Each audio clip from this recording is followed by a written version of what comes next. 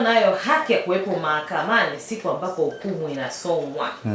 Hiyo naona kuna sasa hivi sema mshtakiwa ana haki ya kujidhamini. Ndio. Mtu anaona siku ya hukumu mimi siji.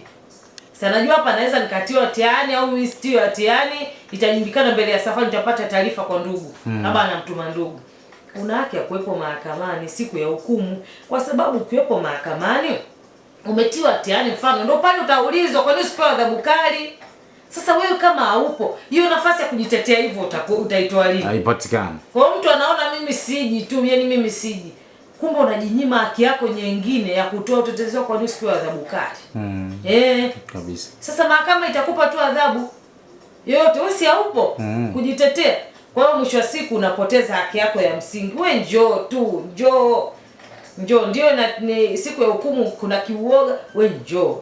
Uyawezekana hiyo siku ya mwisho utetezi utakaotoa kwa nini usipewe adhabu kali ikakusaidia ukapewa adhabu ndogo.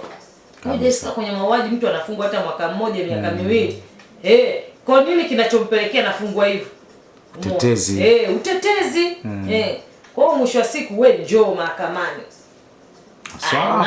Hukumu imesomwa, una haki ya kukata rufaa kwenda mahakama ya juu kama hujaridhika. Umeona katika siku zilizopangwa, mfano mahakama ya mwanzo kukata rufaa siku 30. Kama hujaridhika njoo kate rufaa. Una haki ya kukata rufaa kwenda mahakama ya wilaya, usiogope. Na pia una haki ya kupewa nakala ya hukumu na mwenendo, siku hizi vipo vinapatikana ili uweze kukata rufaa.